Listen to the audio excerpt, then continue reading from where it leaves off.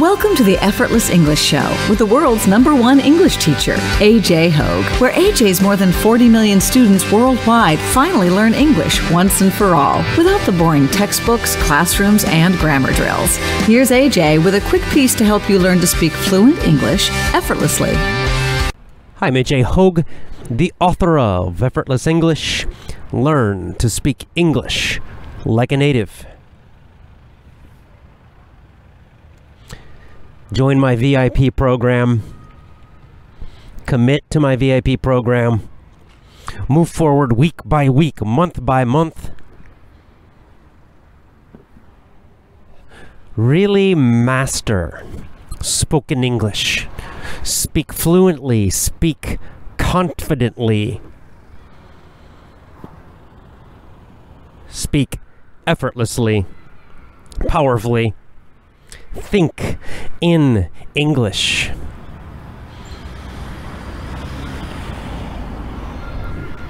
Join and commit to my VIP program at effortlessenglishclub.com. effortlessenglishclub.com. effortlessenglishclub.com.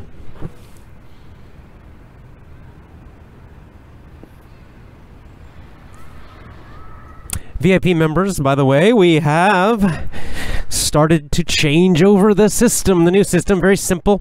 You will notice now there is only one lesson link on the VIP page. Simple, simple, simple. No confusion. That link will change every 15 days. Every 15 days, you will get new lessons. The new lessons will always be the current lesson. It's the current lesson you should be doing right now. It's the current lesson you can focus on, that you should download and do right now.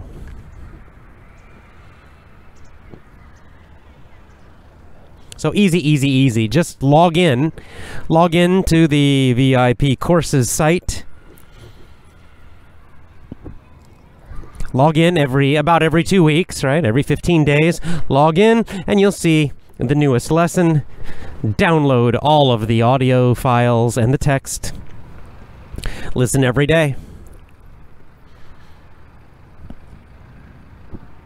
15 days later, do the same thing again. Log in, you'll see a new one.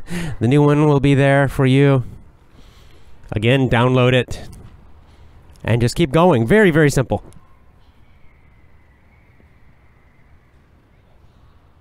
So no more confusion. We are still working on the technical part of this, a little programming stuff. There might be a few little small problems still the next couple weeks, but I think most of it's fixed now. It should be very simple. Everything seems to be working well now. So VIP members, enjoy.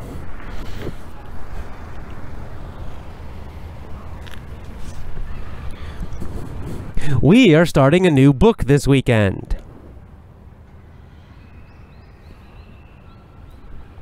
The 7 Habits of Highly Effective People. The 7 Habits of Highly Effective People by Stephen Covey. Just started rereading the book. Of course, I've read it before, but started to read it again. And you know, it's interesting because this is a book that I realized, I think I like it more now, reading it the second time. Some books, you know, it changes. With the Alchemist, I liked The Alchemist, but I actually liked it less the second time. But this one, at least starting it with the introduction, I think I like it more than I did many years ago. The introduction is very nice.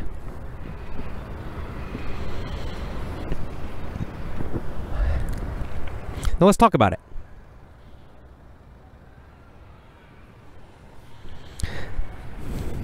In the introduction, Stephen Covey talks about kind of the fundamental, right? The basic, the most important ideas of the book. Basically, the philosophy, right? The deeper philosophy, or the deeper mindset, or principles behind the book.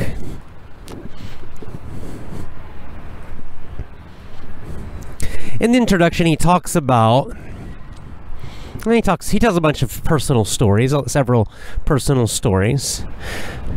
But essentially what he talks about is something he noticed that happened in the United States. Now, he's American, so he's talking about America specifically.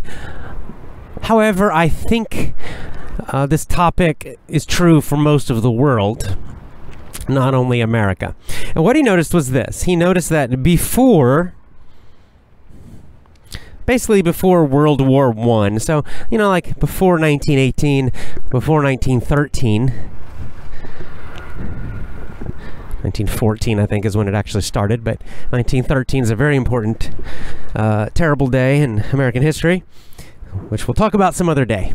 But before that time, he noticed when he read books about, you know, those old books that talked about, you know, how to be a better person, how to have more success, how to get what you want in life, how to be happier. He noticed in the old books, they had one basic strategy or philosophy.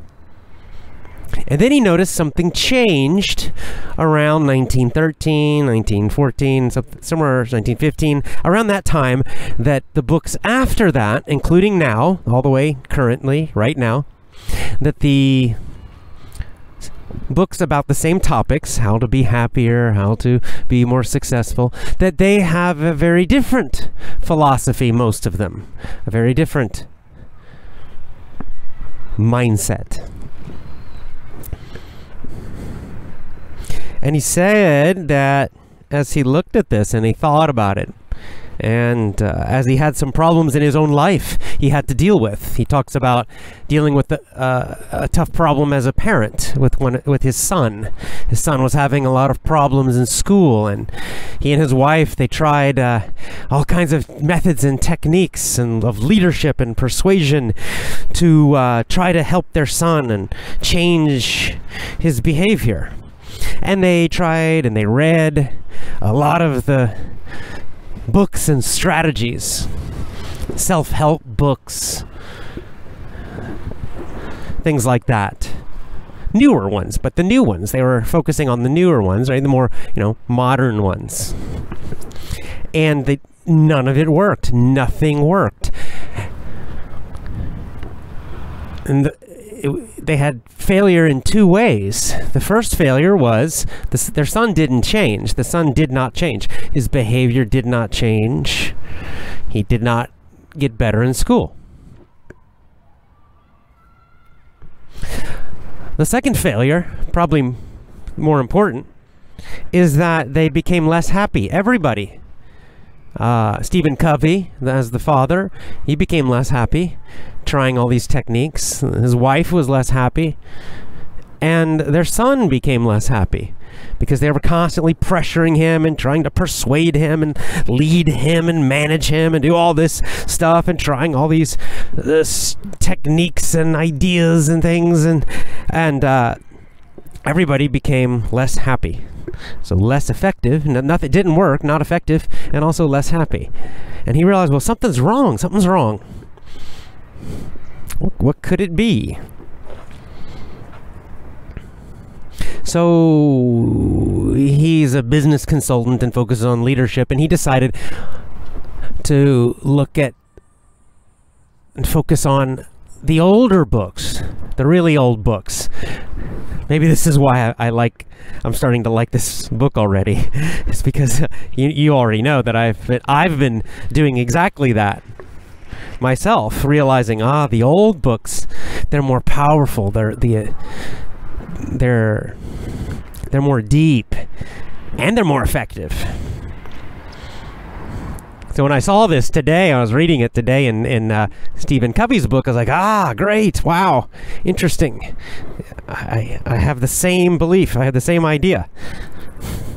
So anyway, he started to focus on these older books, including, of course, very, very, very old books. I think Stephen Covey was a Christian, I'm guessing, probably. So I'm sure he was reading the Bible, but also just, books by Ralph Waldo Emerson, famous American writer, but old writer, wrote in the 1800s. He was a friend of Thoreau. Thoreau is another example. He just started reading all these old books about how to have a better life. And as he read more and more of them, Stephen Covey realized, wait, there's something similar about all of these books. A kind of deeper philosophy or a deeper idea that's similar in all of them. And also in the modern books, most of the modern books about self-help and improvement and success, they also, all of them share a similar idea or philosophy that's different than the old ones. And he realized, this difference, this deep, fundamental, basic difference of philosophy, that's what makes the old books so much more powerful and effective and better, and the newer ones less effective, not as good.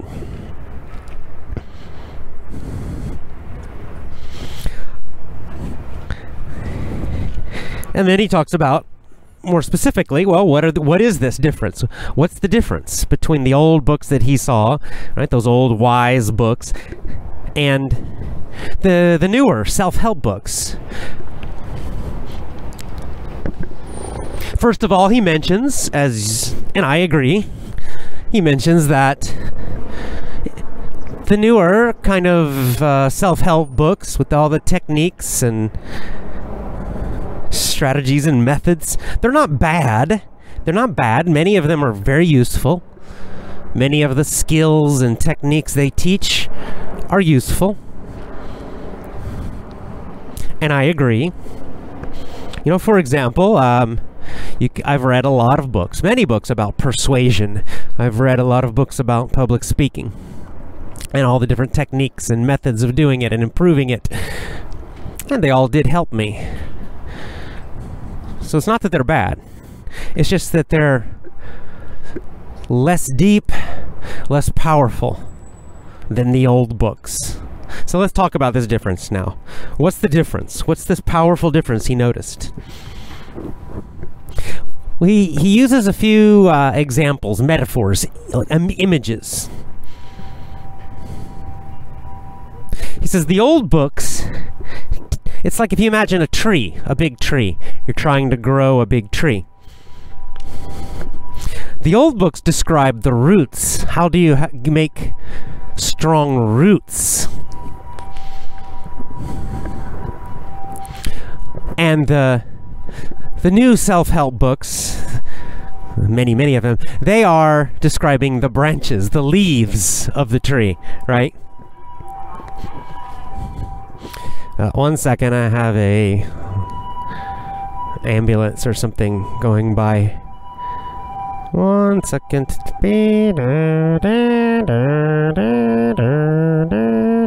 Yes, I'm back in the city with all the noisiness of the city.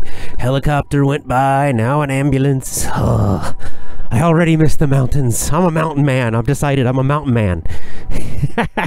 I gotta get to the mountains. I should be living in the mountains.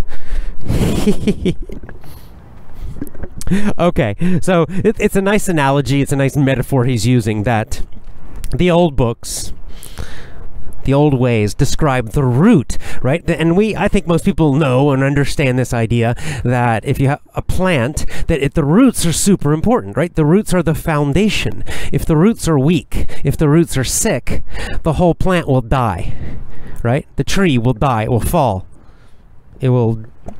So the roots, even though we can't see them, they're very, very, very deep. So it's, the healthiest trees have deep, strong, healthy roots. And then from the roots, everything else grows. If you just try to have leaves and branches with no roots, right, the plant just falls over. It dies immediately. On the other hand, some plants, you can cut the whole plant, right, from the ground. You can cut it at the ground, cut everything off. There's nothing above the ground. But some plants, not all plants, but some plants, if the roots are still alive and strong, the plant will grow again just from the roots. It will grow back again, as long as those roots are strong and healthy. And as long as you care for the roots and feed good nutrition to the roots, then it's possible with some plants for the whole plant to grow again just from the roots. But the opposite's not possible. If you kill off the roots, most plants are dead. They're completely dead and they can't grow back. It's just a metaphor. It's just a poetic, right? Like a poetic image idea to show us the importance of the roots. In this case, what is the roots? It's the deep philosophy. The deep philosophy that's the most powerful. And then the techniques and the skills, they come after that. They come out of that. So he's saying you got to be sure you know which one is the most important, the deeper ones. Those are the most powerful. Those are the most important. Those are the ones you must focus on most of all and first. And then later, when your roots are very strong, then you can, of course, learn lots of other techniques, and then the techniques can be useful. But without the roots, the techniques will not be so useful. You got the idea? Okay, let's talk about what are we talking about now? So for an example of roots, he uses the word paradigm. Paradigm, which is one of these words in English with a weird spelling. Paradigm. So it looks like paradigm. It looks like it should be pronounced paradigm, but no, it's pronounced paradigm. What is a paradigm? A paradigm is a general mindset. It's like your general point of view. And in the book, Stephen Covey uses the example of a map. It's like your map of the world. Right? It's your map of, in your mind, your theories, your big general philosophies about how is the world, reality, and also about how should the world be, or how should people be, right? Your values. That's your map, right? Your very, very big general theories, values, mindsets. Those are the roots, right? Those are deep, right? That affects so many things in your life.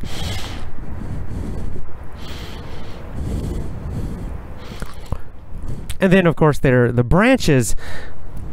Those are like your specific skills, your specific knowledge, your behaviors, right? A little more surface. They're more obvious, though, right? Everybody can observe you. They can watch you, and your behavior is super obvious. Everybody can see what you do. Everyone can see your behavior. It's in the surface. It's above the surface. It's easy to see.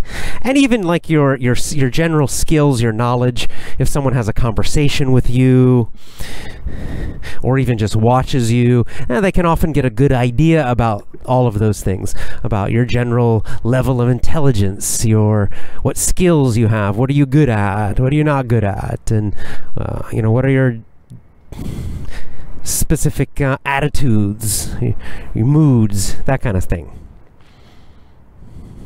Your very deep philosophies and ways of seeing the world, and your deep values.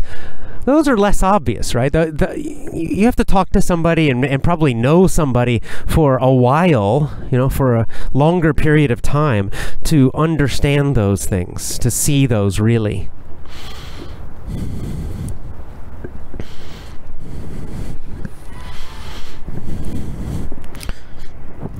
So then what he says is this, that there's one more category we should focus on, and that's what he calls principles. Principles. And he says his definition of principles are natural laws. This is reality itself, the natural laws. For example, in the physical world of physics, right? Gravity. Gravity is a natural law on the earth. Right? If you have a rock and you drop it, it will fall to the ground. Why? The force of gravity is pulling it. Even in space, of course, matter, anything with matter, M-A-T-T-E-R, matter attracts matter. That is the force of gravity. It's a natural law. In this case, a natural physical law, which, at least as far as we know in normal physics, cannot be broken. The speed of light, Einstein said, is also a natural law. It's fixed. It's exactly the same always. It cannot be broken. Nothing can go faster. As far as we know. Now, we might find more information in the future. I don't know, but at least as far as we know, it's a natural law. Well, he says there's also natural laws within human beings, within life itself. Now, this is not just Stephen Covey's idea. This is a very, very, very old idea. In many ways, this is one of the key ideas of The Alchemist that we just read. If you look through the history of going back in philosophy, all different parts of the world, everywhere in the world. Okay, this is true. You could look at like the Islamic tradition. You can look at the Christian and tradition, the Jewish tradition. You can look in the East, Hindu tradition, Chinese, Taoist, Buddhist, even non-religious. There was still this, like among the Romans, for example, and the Greeks. So this is pre-Christian even in Europe. This idea of natural law common everywhere, that there were just certain natural laws, spiritual laws. You could perhaps say there were psychological laws or biological laws even. But there are just certain principles, is what Covey calls them, certain principles that just always seem to work in many, many, many, many, many situations with people. And these are much, much, much, much, much deeper than just techniques. They're deep, deep, deep inside of you.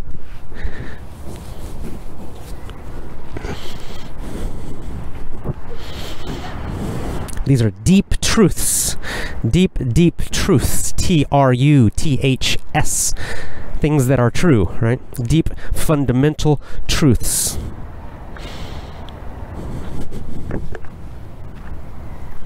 So about that difference in those books, what he noticed was this, that the newer books, after about 1913, the newer books focused on the branches, the surface, techniques, what he calls personality.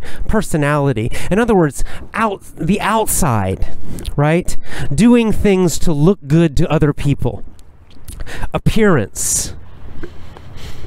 Influencing other people, persuading other people, making yourself look good to other people, right? It was all behavior, having the best behaviors, the strongest, most powerful behaviors, the most effective behaviors, right? Every kind of focusing on the outside, the effect of you acting and doing on the outside. That effectiveness is measured on the outside. It's your personality. In English, your personality, it's kind of your overall, your total, your general outward, not inward, outward attitudes and habits and everything, right? Usually in general English, we'd say, you know, what's his personality like? Oh, he's very cheerful and positive. Right? So outward, on the outside, he has a very cheerful, positive personality. But that might not be true on the inside. We don't know, right? Personality is very outward. It's focused on your image. This is another word we can use. How people see you. I'll give you an excellent example of this. Robin Williams, the famous actor, comedian Robin Williams. Now, on the outside, his personality was super energetic, super positive, super fun and happy.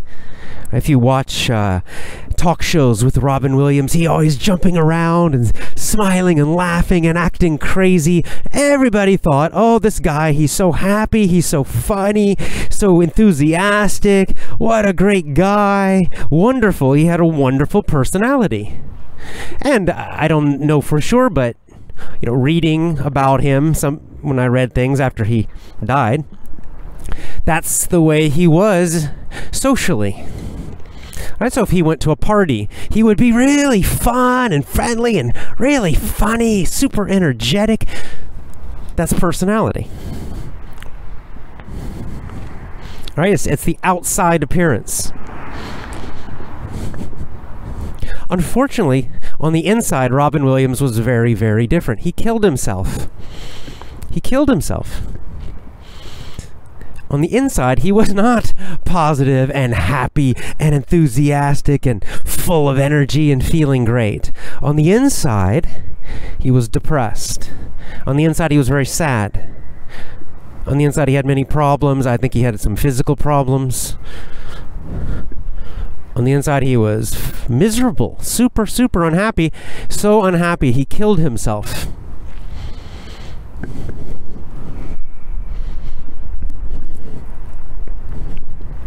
So what Stephen Covey's talking about in the introduction then is the difference between these two. The outside is personality. What's the inside? That's character. In English, we'll use the word character. That's a good word. It's a common word for this idea. Character. If you describe someone's character, you're describing what they are like on the inside. Like you might say, he is an honest person. He's an honest person. It doesn't mean he just acts honest. No, it means inside, always. Even when he's alone, he's honest. You know, he's honest to himself even.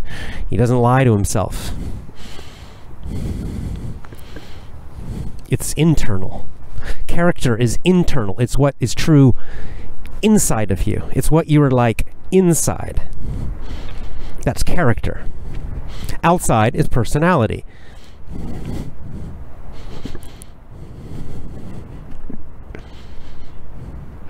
What Stephen Covey noticed, and I do believe he's correct, is that the newer books and modern books, most modern books, focus on the personality part, changing your personality to appear more confident, to appear stronger, to appear more persuasive, to be a better public speaker, to be a better writer. It's techniques and methods and skills, all focused on the outside effect.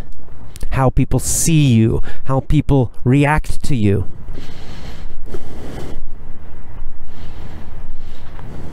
But the old books, and you know, that includes religious and non-religious. Religious books such as, you know, the Principal Upanishads, the Bhagavad Gita, the Dhammapada, the Sutras, you know, the Bible, the Quran, etc., right?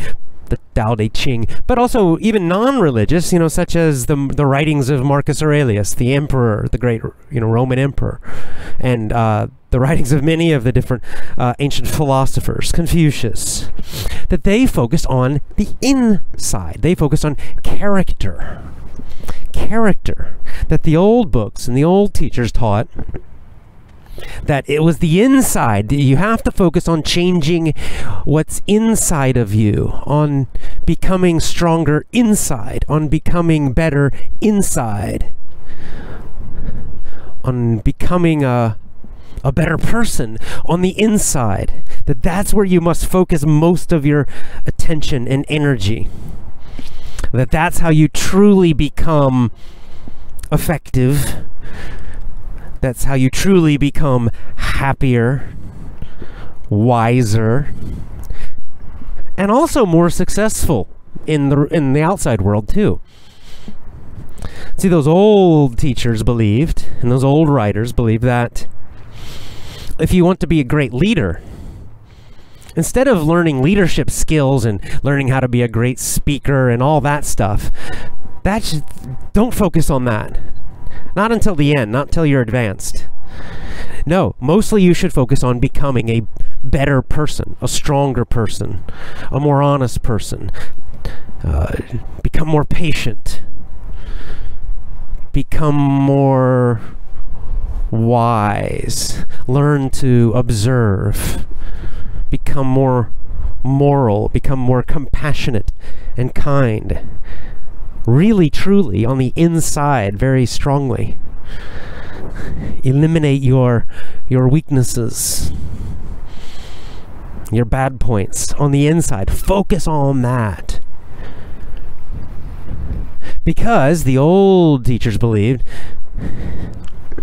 when you do that, your outside will eventually change. People will feel it, and they'll feel it in a powerful way. Even if your technique's not good. Even if you're not a great speaker, but if you're a really good person, people will see you as a leader. They will look to you. They will follow you. They will trust you. Even if your technique is not so good, even if you're not a good speaker, even if you make mistakes with your words.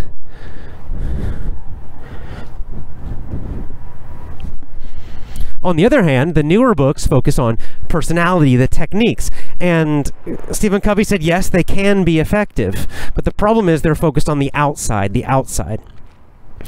When you focus on the inside, when you focus on character, changing your character, improving your character, these are long-term changes. The improvements will benefit you for your whole life.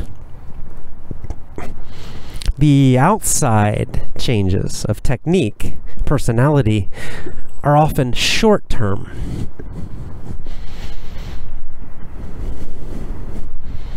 And he gives the example that, if, for example, you might be a really good communicator, you could learn to be, there are a lot of people in the modern world, especially in the media now, on TV, they're really good. Their technique is very good. They know how to look into a camera. They know how to show different emotions, pretend to show emotions. They're good actors, right?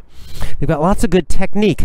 But, and for a while, people kind of looked at them and trusted them, but now people are waking up and realizing this is fake news. These people are liars. These people are bad people. And now they are hated. I know I can say certainly in the United States, huge numbers of people hate them, hate the news media, hate them, and justly hate them. They deserve to be hated because they're evil, lying, bad people. Because on the inside, they're bad and they're hated. And so it doesn't matter about their technique. It doesn't matter all these techniques. They help for a while. They help them get good jobs and make some money. But now when people see to the inside, it can all change. It can all fall apart. Because the inside is rotten. The inside is bad.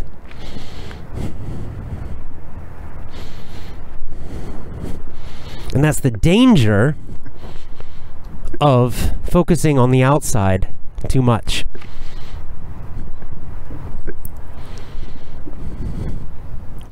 And again, right? It's not that the outside's bad. It's okay to learn these techniques, but it's only these techniques have to be added to character, right? Personality is okay, but character must be first. Character is by far the most important. So Stephen Covey decided with his son and he and his wife, they decided, let's change our approach.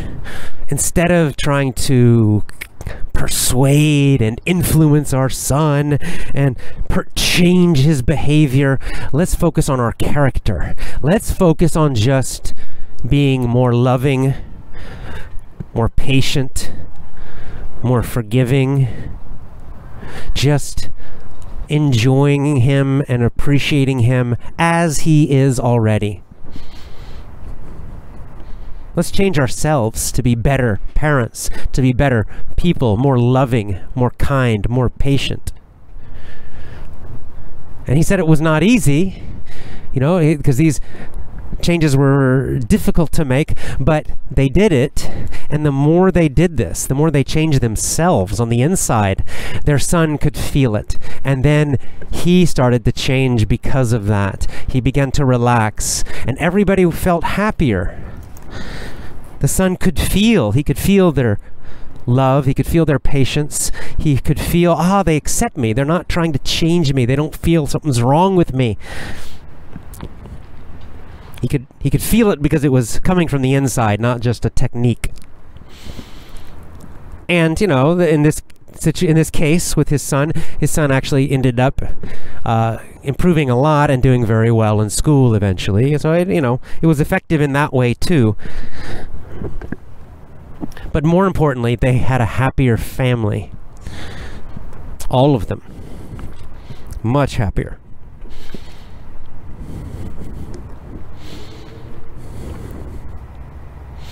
Character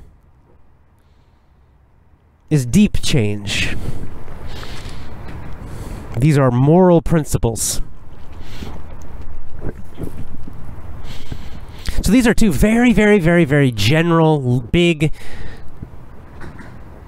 ways to have a happier life, to make changes, to make improvements in your life. Two very basic philosophies of focus on personality or focus on character. If you focus on character, you focus on the inside first. It's inside out. It means you make your changes on the inside, who you are at the deepest level, and then those changes will eventually come out where everyone can see them. It takes time though. With the personality strategy, you focus on the outside, the techniques, the behaviors that people see, and then you hope that that will eventually change how you feel on the inside. With the personality approach, there's a famous idiom, fake it till you make it. Fake it till you make it. It means pretend until you can actually do it. Like pretend to be confident until you actually feel confident. Pretend to be happy until you feel happy. This can be effective. It can work, but it is more short term. The weak point of the personality strategy is that it's short term. It's often short term. It works in the short term. It'll work right now. It'll work for a little while. But usually the changes aren't not so deep. They're not so long. You can fake it till you make it. You can pretend to be happy, and that does help actually. But if you only do that, if you're just always pretending, that's like Robin Williams, right? He was always pretending to be happy, but it didn't change his life when he was alone. Maybe it completely changed his social life. It seemed to completely change his social life, but he was always acting. He was a very good actor, but it didn't help him at home. That's the weak point of it. So it's effective. Robin Williams became a super famous comedian. He became a super famous and rich actor, but not a happy person.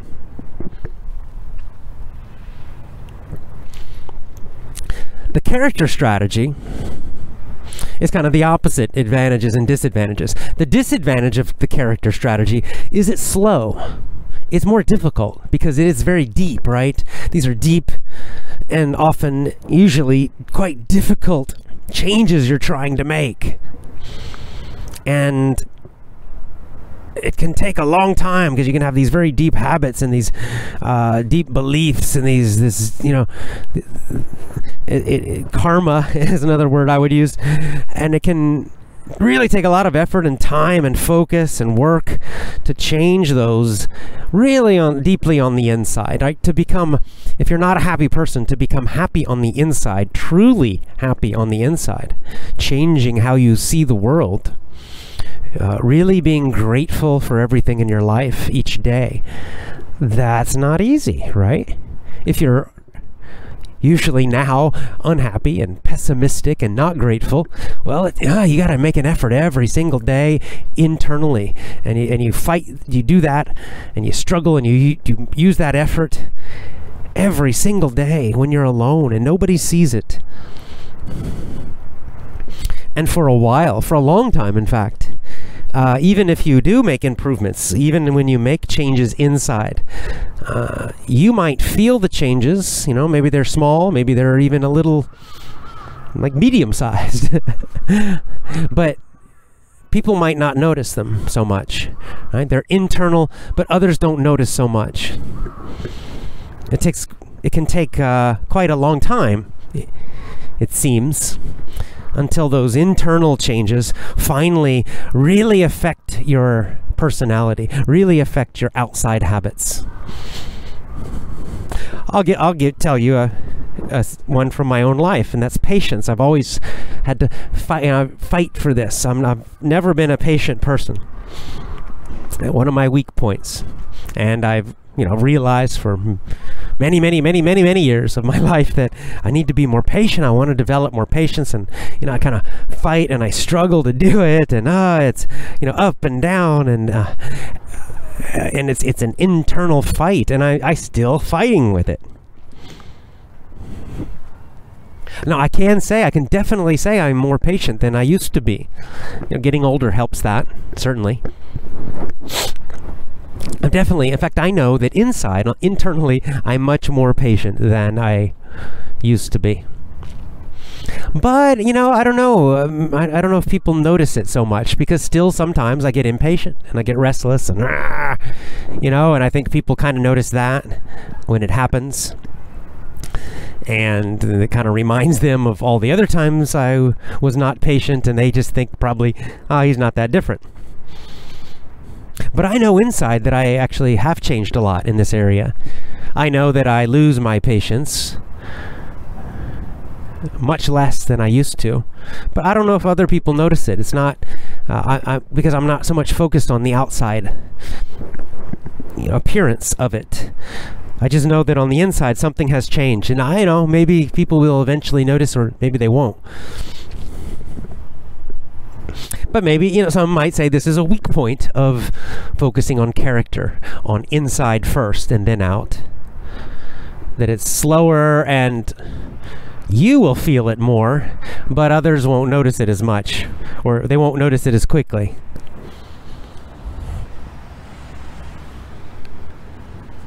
On the other hand, you can probably guess and see that the advantage of this character approach, focusing on the inside first, is that the changes are more permanent, right?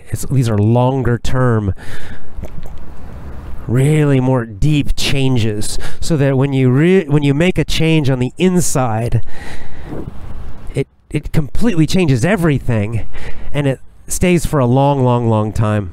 It affects you really for the rest of your life.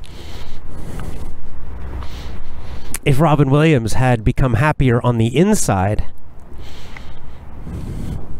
he probably would still be alive. He would not have killed himself. Even if no one else noticed, right? Even if on the outside he became less funny. Even if on the outside he seemed less cheerful, less energetic, right? If he stopped acting so much, if he became a little quieter, maybe on the outside people might have thought, oh, Robin Williams, he's not as happy as he used to be. He's not always jumping around and laughing, and he's not always acting crazy. He seems less happy. right? On the outside, that's possible. Maybe if he'd started to do meditation or something and become more quiet, on the inside he would be happier. On the outside he might appear less happy. You can see that they're not always the same.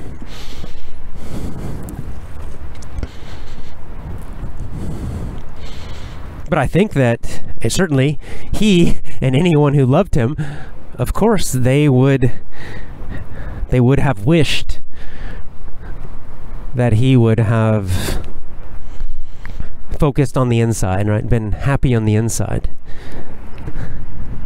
The inside is the deeper truth.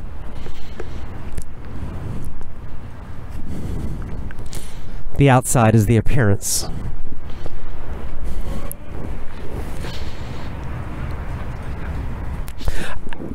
And so in the introduction to this book, what Stephen Covey is introducing us to, what he's claiming, what he's saying is that this book, his book, is about character. He's saying that the 7 habits he's going to describe are internal. Right? He's not going to teach you techniques so much. He's not going to teach you how to, use gestures more powerfully. He's not going to teach you how to use eye contact to appear more confident. He's not going to teach you how to use your voice to sound stronger. He's not going to teach you how to, make $1 million or anything like that. He's saying, and we'll see if he actually does this in the book, but he's saying in the introduction that these 7 habits, they're internal. That when you read this book, you should see each habit as an internal habit, that it's something that you do inside. It's not something for appearance. It's not something for other people to see. You're not performing in any way. These are changes that you make to yourself on the inside.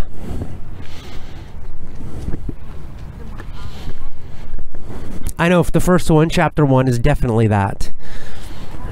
We'll talk about chapter 1 this Saturday. It's certainly an internal principle, is probably a good word. Right? If you follow this natural law that he's going to teach us in the first habit, the first principle, then you definitely will be more effective, more successful, and indeed more happy in your life. I know, because I've used the first one myself. It's one of my favorites, actually. It's one of my principles. We'll talk about that Saturday.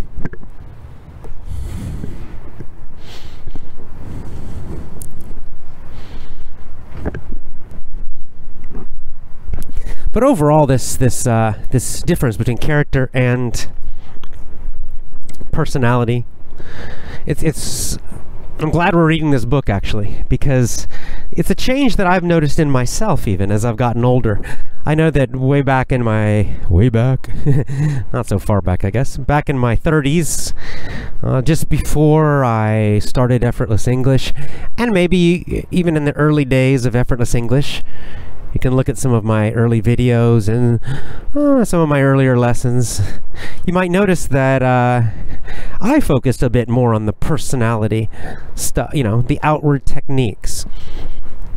I worked a lot on my public speaking because I was not good at it at all. I was terrible.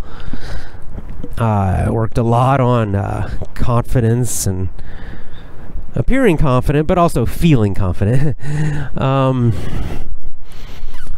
I was a big fan of Tony Robbins. I still like Tony Robbins, but Tony does focus a bit more on the personality stuff, the techniques.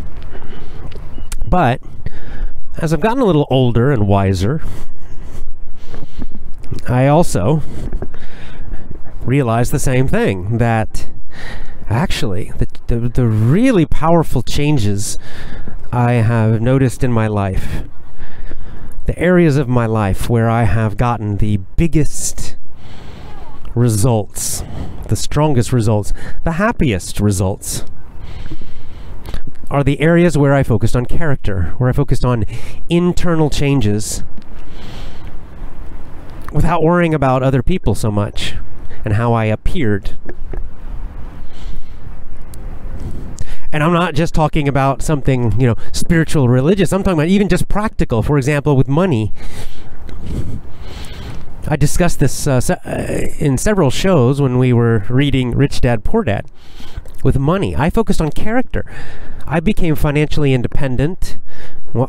People might say rich. I did that by focusing on character, not technique. What do I mean? I did it by changing myself. I did not focus on trying to make lots of money from other people. And, yes, I learned sales. Yes, I learned business skills. Of course I did. But the biggest thing I did, and I talked about this with Rich Dad, Poor Dad. In fact, it's one of my main things that I disagree with Robert Kiyosaki about. The number one thing I did was change myself to live more simply, to need less. That's what set me free financially, not getting more. I did eventually get more and make more money. But the first thing I did, the biggest change, the most powerful, the most important, is I just changed myself. I said, I don't know, maybe I'll never make much money, but I can change myself. I can change myself so I don't need much money. I can live super, super, super simply. I'm going to cut and cut and cut my needs. I'm going to cut and cut and cut and cut my expenses. I'm going to simplify, simplify, simplify my life. And I did. Week by week, month by month, year by year. More city noises. Can you hear the sirens now?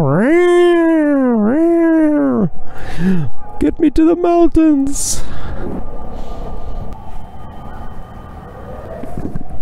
Okay. Oh, noisy. What was I talking about? Oh, yes.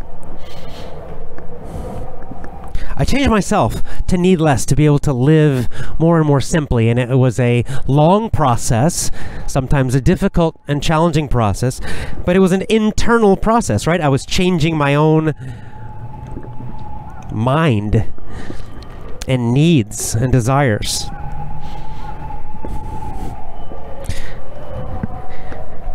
So much that as I've told the story many times, I lived in a car for a summer. I lived in a van for a whole year. And since then, I've only lived in small little apartments, for the most part. Very small, simple places. I just don't need as much anymore. That change, again, it was a long-term change. It doesn't matter. You can give me $1 billion, right? You could give me $10 billion. You could give me, I don't know, an unlimited amount of money. It doesn't matter. I would still live very similar to how I live now. It wouldn't change much. I would not go buy a lot of expensive cars. I wouldn't buy a gigantic house. I just don't need any of that anymore. Right? Because my character changed. Something changed on the inside. That's what really gave me financial freedom. And then later I did start the business and make more money, and so even better. That's great. Now I can save money every month. I've got a lot of money saved, and I can enjoy a few extra little nice things sometimes, but I just don't need a lot. It was an internal change. Too many people try the opposite, where they just focus on get more money, money, more, money, more, right? It's an external. If I get that money, if I get that thing on the outside, then I'll be happy. Then I'll be free. So they get a lot of money. What happens? They're still not happy. They want more. So they get even more money. They get $10 million. What happens? They still want more. They just spend it, more. They didn't change inside. They still have inside this need for more. They still think that more will make them happy. So it's never, ever enough. Right? They focused on the personality. They focused on the skills. Some of those people, they are very motivated. Some of those people are very good at making a lot of money. Every year they're making huge amounts of money, but they're not very happy. They're not free because they can't stop. So these principles, it's not just about, some spiritual thing and of course, but it is that also. But these principles we're going to learn with Stephen Covey, and the more general idea of character. It's for everything. It's true for your family life, right? Patience, for example, patience. If you become a patient person, that's character, that's inside. If you become more patient, it will make you better at everything. Every part of your life will improve. Every relationship gets better when you're more patient, right? Romantic relationships, parent-child relationships, friendships. You'll be a better in business. You'll make better decisions if you're patient in business and you can wait and choose the right time to do things. If you're an investor, you're better if you're patient.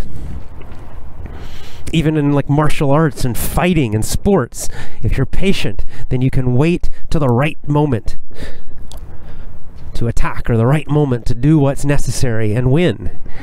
Patience it's a principle, it's like a law, a natural law that will help you in all areas of life.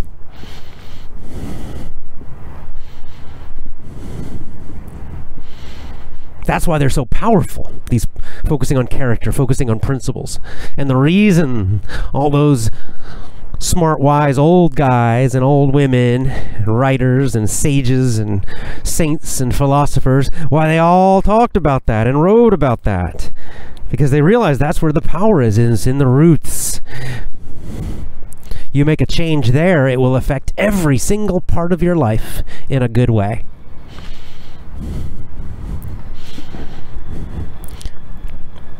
And the problem is, in our modern world, we're so focused on the outside, on the image, on the appearance, on how we look to everybody else. And we ignore or neglect the inside, which is where the real power is. All right. We'll talk more about this on Saturday when we start our new book, The 7 Habits of Highly Effective People by Stephen Covey. Please get the book and start reading it. And join my VIP program. In my VIP program, I teach you principles, character, and I teach you techniques too. I do both. They're both useful, but you got to start with character. I completely agree about that. Join my VIP program to speak English powerfully, to speak English fluently, to think in English. Join and commit. Go now to effortlessenglishclub.com. effortlessenglishclub.com. Go to effortlessenglishclub.com and join and commit to my VIP program. Bye for now.